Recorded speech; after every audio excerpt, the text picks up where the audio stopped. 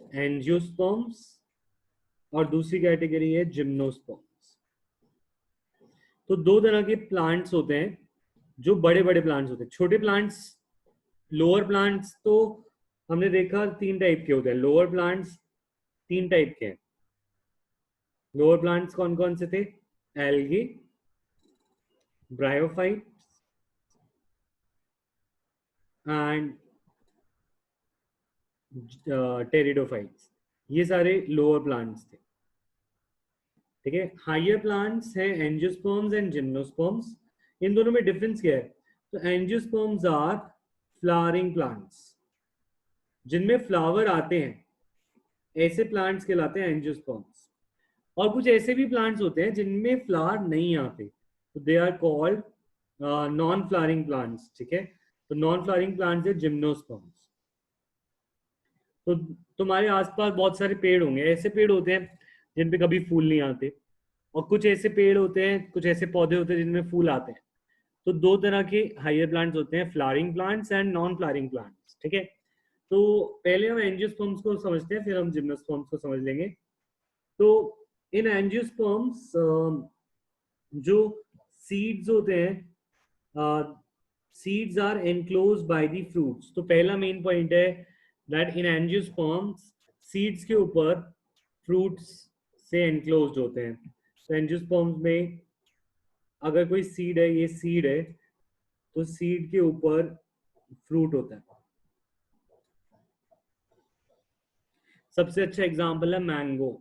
Mango में fruit हम खाते हैं और सीड जो होता है सेंटर में, जो हम नहीं खाते, राइट। तो इसके अलावा ये अलग अलग जगह पे पाए जाते हैं।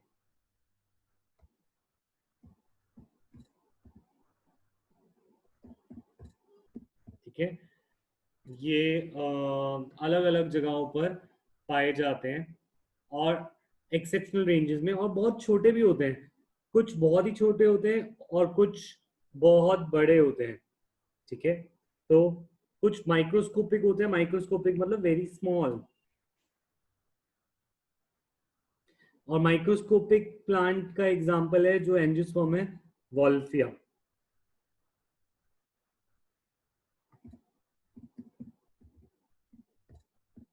ठीक है। और ऐसे कुछ मैक्रोस्कोपिक और बहुत बड़े प्लांट्स भी हैं। For example eucalyptus tree. Eucalyptus is a tree, और यूकलिप्टस बहुत बड़ा होता है, 100 मीटर तक पहुंच जाता है। ठीक है। अच्छा, एंजियोस्पर्म्स को दो क्लासेस में डिवाइड किया गया है। They are divided into two parts, that is dicots and monocots. तो हम एंजियोस्पर्म को भी दो पार्ट्स में डिवाइड करते हैं।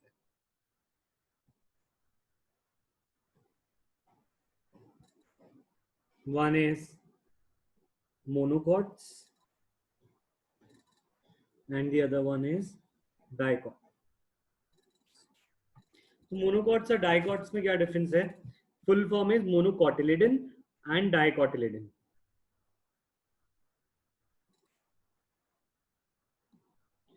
तो तुम इसको ऐसे समझ सकते हो, तुम ये सोचो, जो चना होता है, जो राजमा होता है, जो चना या राजमा जो होते हैं, जो दालें होती हैं, उन सब में जो सीड होता है, उस सीड के अंदर दो पार्ट्स होते हैं ना, जो टूट जाते हैं।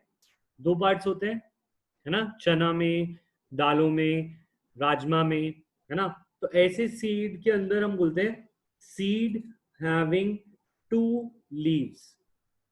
सीड्स हैविंग टू लीव्स, ऐसे सीड्स कहलाते हैं, सॉरी, डाइकोटिलेडन।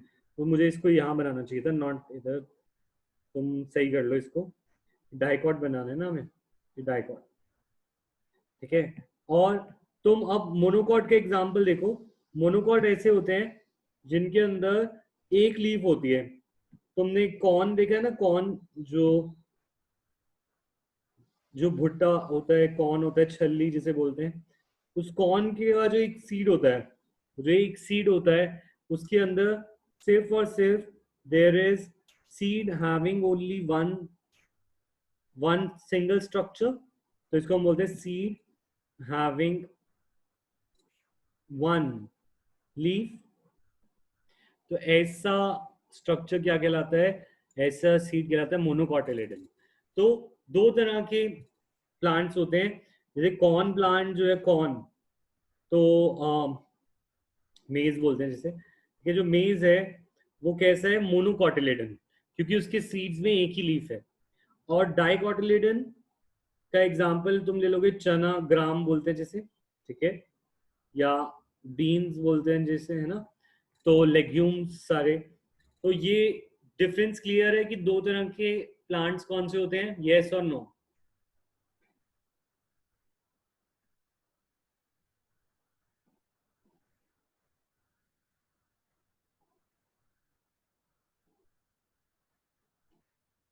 कनिष्का तुम्हें समझ आ रहा है? नितांश, विनीत तुम हमेशा लेट क्यों आते हो?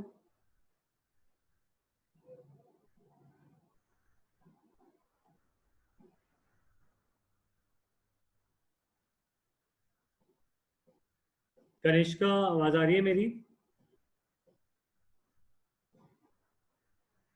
समझ आ रहा है ये?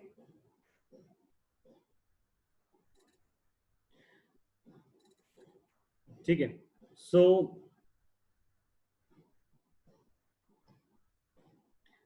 ठीक है, अब देखो, मोनोकॉट्स और डाइकॉट्स दो तरह के, बट ये तो सिर्फ एक प्रॉपर्टी है।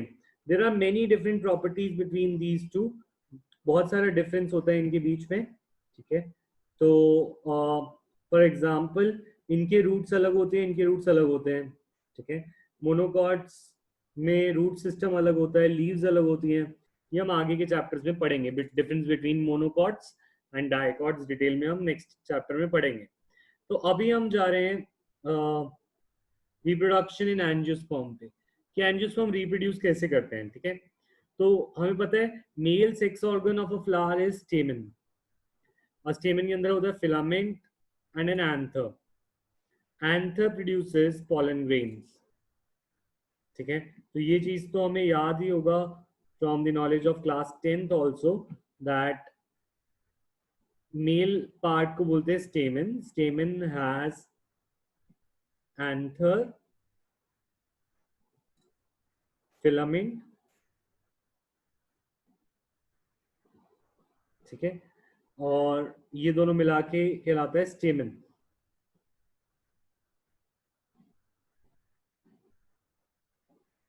ठीक है।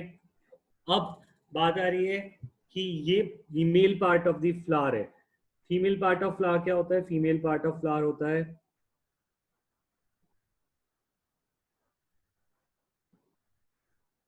ओवरी।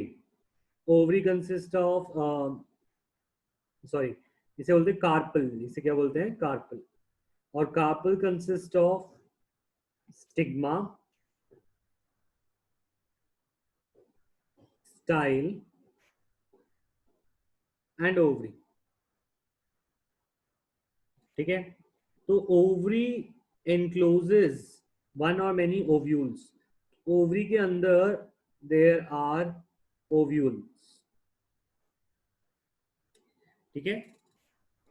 अब बात कर रहे हैं कि ओव्यूल जो होता है, देखें, ओव्यूल के अंदर एक स्ट्रक्चर होता है एंड उसे हम बोलते हैं एम्ब्रियो सैक। क्या बोलते हैं?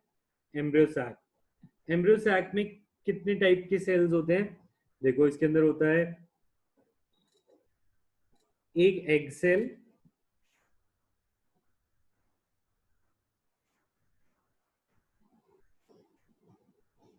तो this one is egg cell. दो साइनर्जिड्स होते हैं, तो दीज आर कॉल्ड, जो इसके साथ हैं इन्हें बोलते हैं साइनर्जिड्स,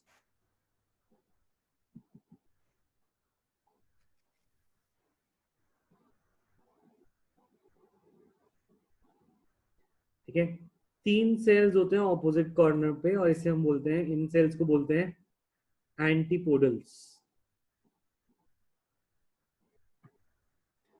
ठीक है। और सेंटर में दो न्यूक्लियाई होते हैं और इन्हें बोलते हैं पोलर न्यूक्लियाई।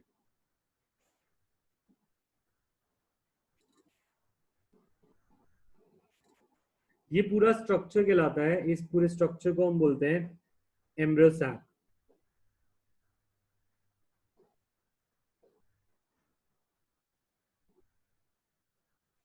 तो एम्ब्रियो सैक के स्ट्रक्चर में कौन कौन से सेल्स होते हैं? एम्ब्रियो सैक के स्ट्रक्चर में एक एग, दो साइनर्जिड्स, दो एंटीपोडल्स, दो polar nuclei and three antipodals.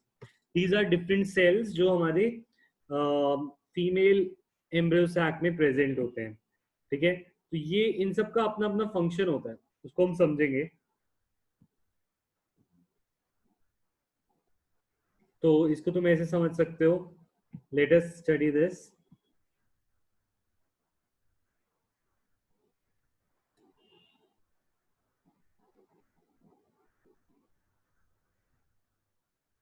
तुम बनाओगे साथ साथ ड्राइंग करोगे, ठीक है?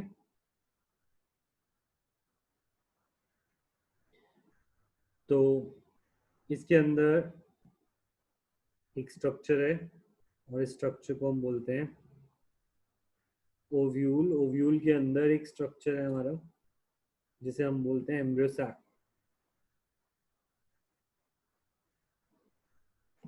ठीक है, दिस इज ओवरी. ठीक है, ओव्यूल. ओव्यूल के अंदर स्ट्रक्चर है एम्ब्रियो सैक. ठीक है, एम्ब्रियो सैक में देर आर थ्री सेल्स और इन तीन सेल्स को हम बोलते हैं antipodals. These cells are called antipodals.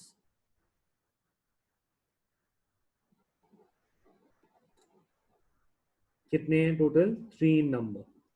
Three हैं एंटीपोडल्स. दो सेंटर में न्यूक्लियस होते हैं and these nucleus are called polar nuclei. polar nuclei कितने होते हैं? polar nuclei are two in number.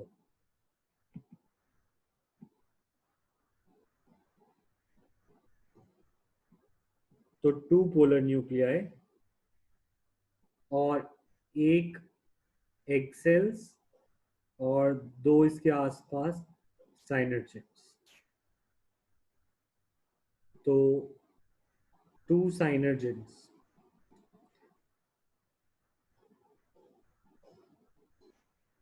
ठीक है, और एक होता है एग सेल. ठीक है, साइनर्जिड्स के अंदर कुछ ऐसे स्ट्रक्चर से दिखाई देते हैं हमें एंड इन स्ट्रक्चर्स को हम बोलते हैं फिलीफॉर्म एपरेटस.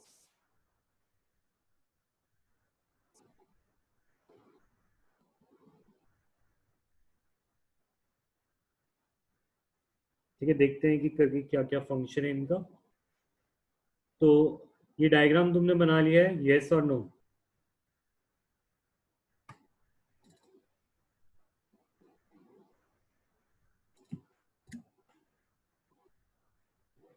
बनाओ.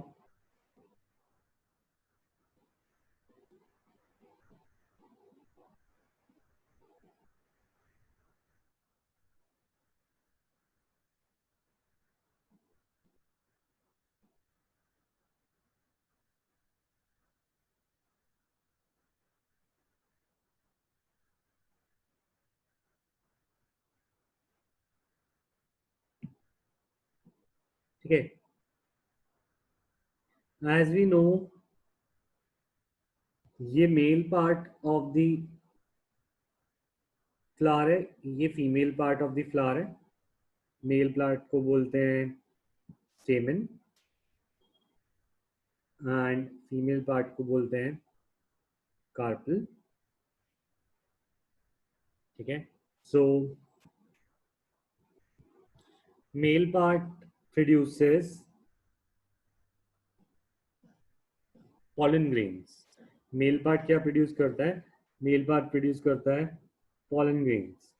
And these pollen grains are transferred on the sticky surface with the help of wind, water or any insect, है ना? Insect, wind, water. तो pollen grains are yellow powder like structures, ठीक है, जो कि anther से produce होकर and they reach to our stigma. तो स्टिग्मा पर जब ये लैंड करते हैं तो स्टिग्मा पर लैंड करने के बाद पॉलिनेशन कंप्लीट होता है एंड पॉलिनेशन के बाद these pollen grains start producing a pollen tube.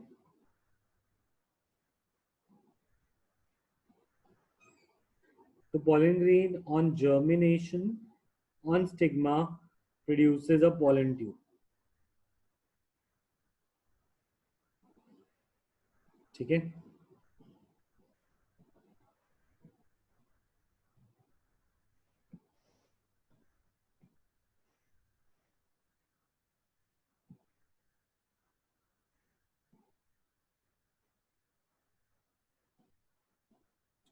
तो pollen tube बनाने के बाद जो चीज हमें याद रखना है कि pollen tube बनाने के बाद pollen tube में दो मेल गेमीट्स होते हैं. There are two male gametes. So these are male gametes. Male gametes माने जो फीमेल एग से फ्यूज कर सकता है वो मेल गेमीट होता है ना. तो each pollen has two male gametes. ये हमें याद रखना है. Each pollen grain has two male gametes.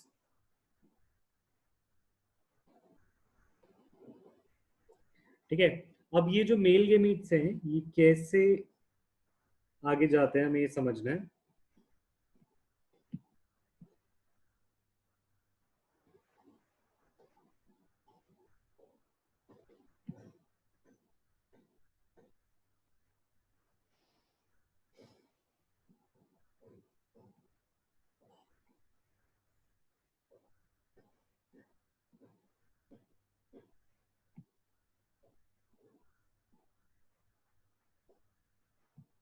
So these male gametes enter into one by one. They enter into synergid. Synergid apparatus से होते हुए they reach to the egg. तो एक मेल गेमीट फ्यूज कर जाता है एग सेल से. तो यहाँ पे हो जाता है फ्यूजन. जो ये एग है एग के साथ one of the male gamete fuses with it. इसको बोलते हैं फर्टिलाइजेशन या सिनगैमी. तो this phenomena is known as syngamy.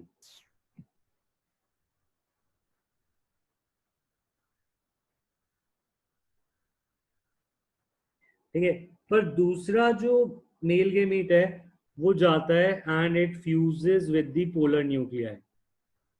तो the second male gamete fuses with polar nuclei और इसको बोलते हैं ट्रिपल फ्यूजन. क्यों? क्योंकि इसमें तीन चीजें फ्यूज करती हैं. एक तो ये पोलर न्यूक्लियाई फ्यूज करता है, ये पोलर न्यूक्लियाई फ्यूज करता है, and then this this male gamete also fuses. तो यहाँ पर तीन चीजें फ्यूज कर रही हैं. That is male gamete and two polar nuclei. ये तीनों फ्यूज कर जाते हैं. तो इन तीनों के फ्यूजन से वो हम बोलते हैं ट्रिपल फ्यूजन. तो let me just rewind it. एक बार मैं दोबारा बता रहा हूँ कि जब पोलन ट्यूब पहुंचती है किसके पास. पोलन ट्यूब पहुंचती है टुवर्ड्स दी ओवरी. तो वहां पर दो चीजें होती हैं. एक को हम बोलते हैं सिनगैमी. सिनगैमी क्या होता है? Syngamy is fusion of egg cell with one male gamete. एक मेल गेमीट के साथ एक एग फ्यूज करता है उसे हम बोलते हैं सिनगैमी. और दूसरी चीज जो यहाँ पे हो रही है दैट इज ट्रिपल फ्यूजन. और ट्रिपल फ्यूजन में क्या होता है? ट्रिपल फ्यूजन में one male gamete fuses with two polar nuclei. दो polar nuclei fuse with one male gamete. ठीक है. तो देखा जाए तो एंजियोस्पर्म में एक फर्टिलाइजेशन नहीं दो फर्टिलाइजेशन है. तो इसीलिए इन्हीं दोनों फर्टिलाइजेशन को, क्योंकि दोनों में मेल और फीमेल की चीजें फ्यूज हो रही हैं, तो इस फिनोमेना को बोलते हैं डबल फर्टिलाइजेशन.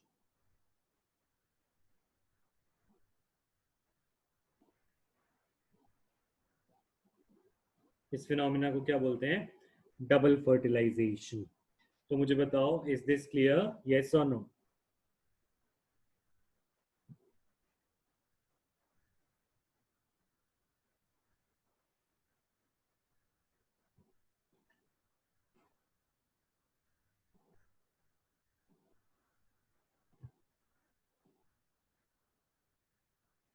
ट्रिपल फ्यूजन क्योंकि तीन चीजें फ्यूज हो रही है ना। एक तो दो पोलर न्यूक्लियाई और एक मेल गेमीन। ठीक है,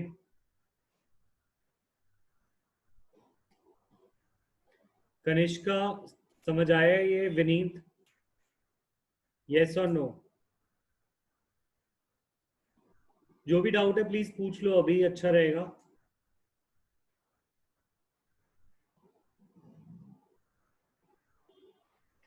ठीक है, नोट्स अच्छे से बनाने हैं सारे। निम्रत, बहुत लेट आए हो तुम। सर मेरे को लगा 5 बजे है क्लास। मैंने दो तीन बार मैसेज भी किया था। चलो, तुम्हें पता यस था सर। टाइम का 4 to 5 ही हो गया है दोबारा। अच्छा, अब देखो। Okay sir. अब हमें पता है ये इसमें होता क्या है फिर? अगर ये फ्यूज हो गए तो व्हाट एक्चुअली हैपेंस? इसके बाद कुछ ऐसा होता है इस एम्ब्रियो सैक में, हम अगर ध्यान दें।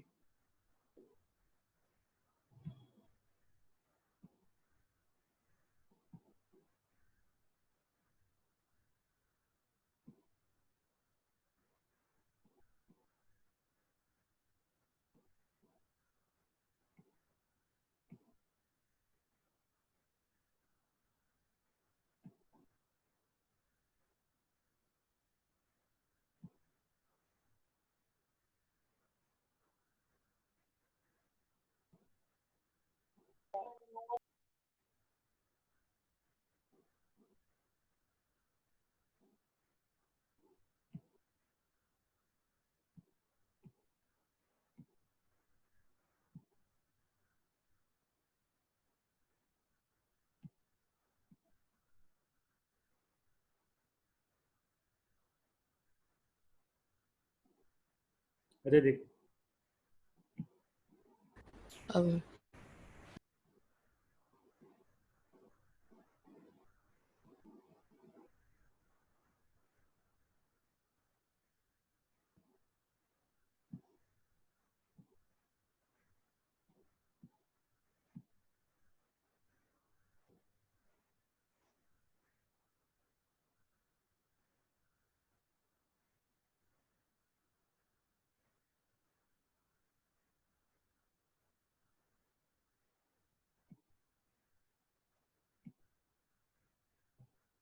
एक मिनट।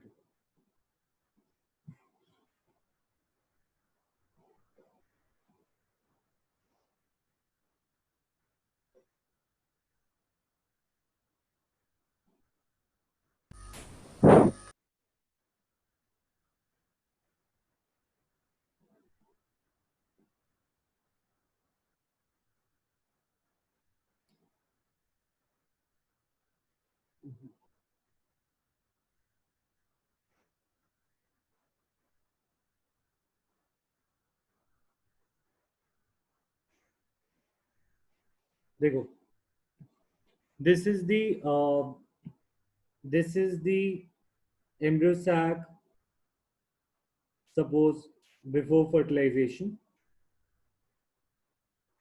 फर्टिलाइजेशन से पहले एम्ब्रियो सैक कुछ इस तरीके से दिखाई दे रहा था हमें। तीन एंटीपोडल्स, दो पोलर न्यूक्लियाई और एक एक्सेल और दो साइनर्जिड्स, है ना। आफ्टर फर्टिलाइजेशन हम बोल सकते हैं, आफ्टर फर्टिलाइजेशन ये कुछ इस प्रकार दिखाई देगा कि सबसे पहले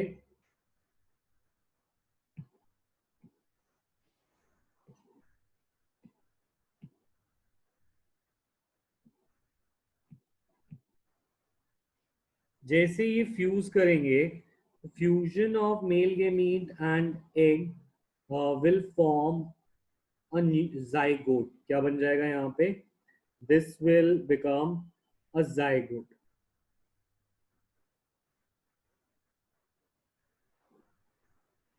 आफ्टर फर्टिलाइजेशन ये बन जाएगा, एग सेल बन जाएगा जाइगोट।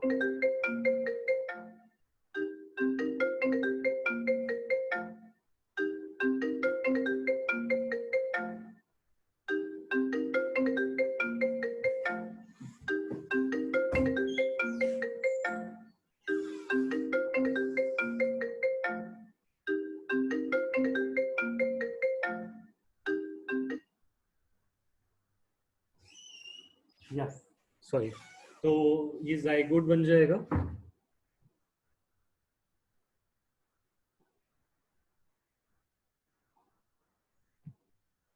जाइगोट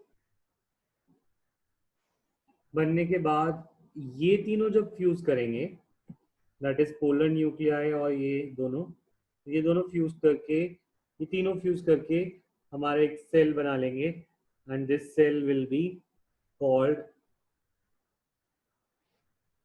एंडोस्पर्म, या पहले बोलते हैं इसे प्राइमरी एंडोस्पर्मिक न्यूक्लियस।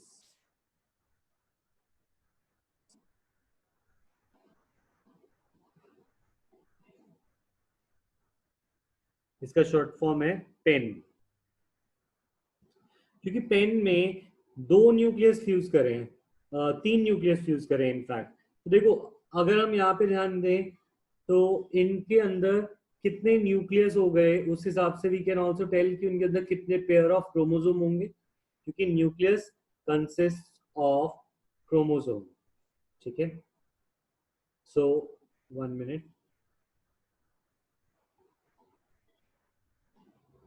तो यहाँ पर तीन न्यूक्लियस फ्यूज करें, तो यहाँ पर तीन न्यूक्लियस फ्यूज करके ये ट्रिप्लॉइड कंडीशन में आ जाएगा। That means it has three nucleus that have fuse together, it will have three pair of chromosomes. ठीक है, तो ये वाला जो पेन सेल होता है, it is not haploid, not diploid, but triploid. Triploid मतलब having three pairs of chromosomes, three pair, three pair तो नहीं, having three chromosomes for each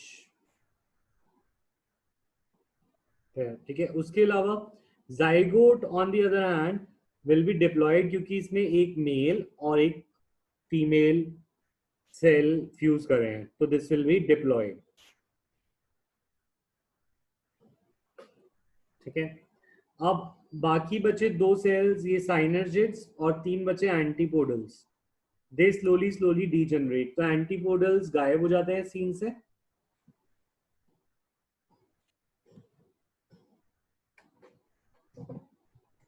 ठीक है, एंड एंटीपोडल्स के साथ साथ हमारे साइनर्जिड्स भी डीजनरेट कर जाते हैं।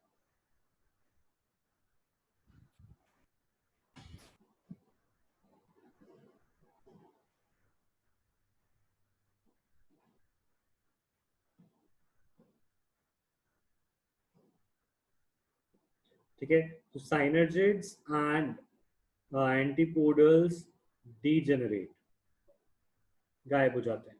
तो एंड में सेल में दो चीजें बचती हैं, एक जाइगोट और एक एंडोस्पर्मिक न्यूक्लियस। तो सिनगैमी से क्या बनता है? Syngamy leads to production of zygote, whereas zygote बाद में क्या बन जाता है? जाइगोट बाद में बन जाता है एम्ब्रियो, और एम्ब्रियो से बाद में क्या रिलीज होता है? नया प्लांट की ग्रोथ होती है। ऑन दी अदर हैंड हमने देखा था ये तीनों मिलकर बना रहे थे primary endospermic nucleus, that forms finally, और डेवलपमेंट के बाद ये बन जाता है एंडोस्पर्म। ठीक है, तो ये सिंगल सेल स्टेज होती है, सिंगल सेल स्टेज होती है जाइगोट, और सिंगल सेल होता है प्राइमरी एंडोस्पर्मिक न्यूक्लियस। और जब ये मल्टी सेल हो जाते हैं, दैट मीन्स इनके अंदर सेल्स बढ़ जाते हैं, तो इनको हम बोलते हैं एम्ब्रियो और एंडोस्पर्म। तो what is the function of endosperm? Endosperm provides nutrition to the growing embryo. तो एंडोस्पर्म का क्या फंक्शन होता है? एंडोस्पर्म प्रोवाइड्स नरिशमेंट या nutrition to growing embryo. Embryo जब ग्रो करता है तो वो एंडोस्पर्म से नरिशमेंट लेता है। धीरे धीरे एंडोस्पर्म खत्म होता जाता है और एम्ब्रियो साइज में बढ़ता जाता है। तो तुम्हें ये समझ आया डबल फर्टिलाइजेशन के बाद की बातें? यस और नो? जो डाउट आया मुझसे पूछ लो।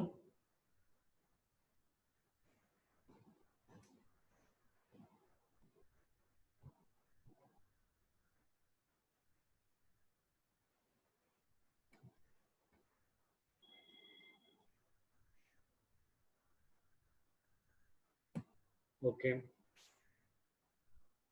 Nimrat, Kanishka, Vineet, yes sir. आगे समझ? Yes sir. ठीक है, सर बस वो जो स्टार्टिंग का छूटा था, मेरे को डबल फर्टिलाइजेशन नहीं समझ में आई। वो तुम्हें मैं वीडियो भेज दूंगा उसकी, ठीक है? Okay. Okay,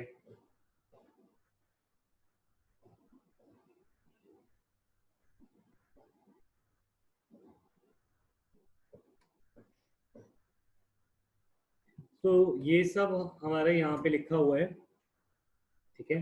that is pollen grain germinate on the stigma leads to pollen growth germination, ठीक है? और pollen tube reaches जहाँ पे pollen tube से दो मेल गेमीट्स रिलीज होते हैं, और ये जो दो मेल गेमीट्स रिलीज होते हैं, ये एक तो एक सेल के साथ फ्यूज होकर जाइगोट बनाता है, इसको हम बोलते हैं सिनगैमी। और दूसरा जो हमारा मेल गेमीट है, वो न्यूक्लियस सेकेंडरी पोलर न्यूक्लियस के साथ फ्यूज करके बनाता है ट्रिप्लॉइड प्राइमरी एंडोस्पर्मिक न्यूक्लियस या पेन, ठीक है? ये दोनों इवेंट्स को मिला के हम डबल फर्टिलाइजेशन बोलते हैं। और लेटर ऑन एम्ब्रियो जाइगोट बन जाता है एम्ब्रियो, और एम्ब्रियो में या तो एक हो सकती है कॉटिलिडन या दो, डिपेंडिंग अपॉन ये मोनोकॉट है या डाइकॉट। और जो पेन होता है वो एंडोस्पर्म बन जाता है, and endosperm provides nourishment to the embryo.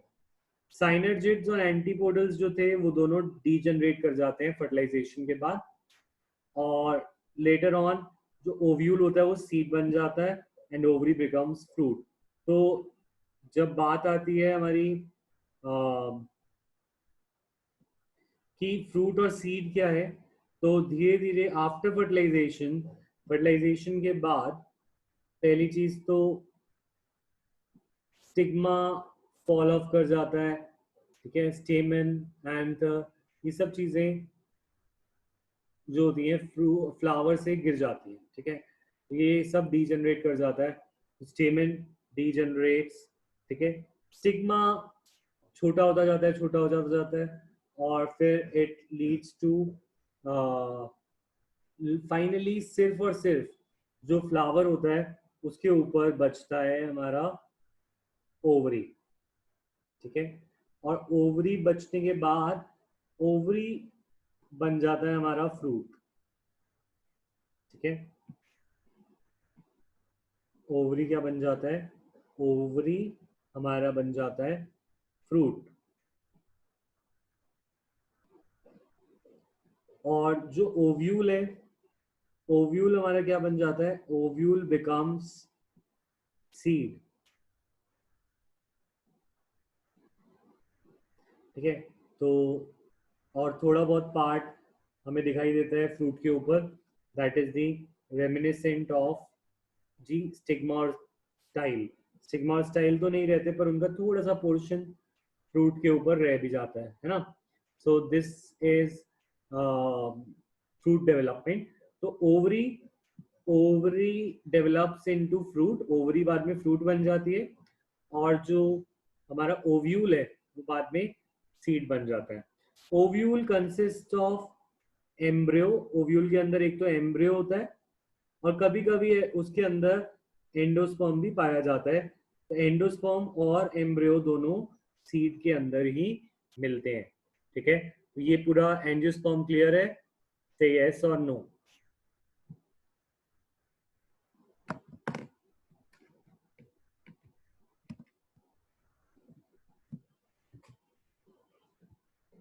ठीक है, अच्छा कल हमारी क्लास 12 बजे है, ठीक है?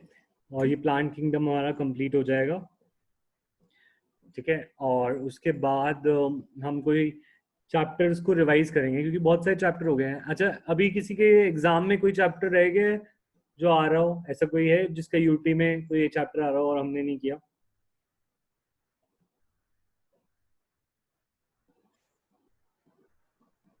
ऐसा कोई नहीं है, तो सारे चैप्टर्स ऑलमोस्ट कवर हो चुके हैं ना? तो एनिमल किंगडम सर तो नहीं आ हमारे रहा तो था? पता ही नहीं कि यूटी कब होंगे। हाँ, तो अभी मैं ये कह रहा हूँ क्योंकि हमने बहुत सारे चैप्टर बायो में कवर कर लिए हैं। देखो, सबसे पहले हमने चैप्टर 1 2 3, ठीक है, देन डाइजेशन, रेस्पिरेशन, सेल। तो इन चैप्टर्स को थोड़ा रिवाइज करने का टाइम है। तो जो डिफिकल्ट चैप्टर्स हैं उनको एक बार मैं रिवाइज करा रहा हूँ, सो दैट तुम्हारे ये पक्के हो जाए, क्योंकि अभी एग्जाम्स तो दूर ही है। ठीक है, ये बात सबको सुटेबल है, यस और नो? हाँ, तो यस निशांत, सर। तुम्हारा कोई चैप्टर तो नहीं रह गया? कौन कौन से आ रहे हैं जुलाई में तेरा जो एग्जाम में, नितांश?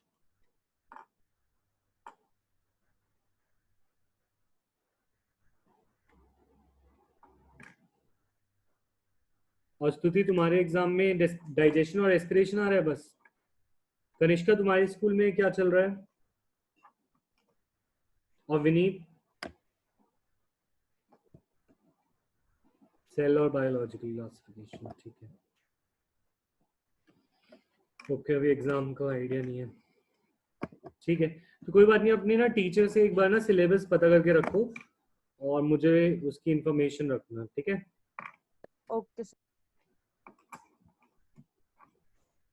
अच्छा विनीत, ठीक है। तो फिर तो तुम रिवीजन चलते रहेगी साथ साथ तुम्हारा, ठीक है। तो आज ये 40 मिनट्स क्लास ही रखी है मैंने। कल क्लास होगी 12 बजे, ठीक है। प्लांट किंगडम को कंप्लीट कर देंगे चैप्टर 3। Okay sir.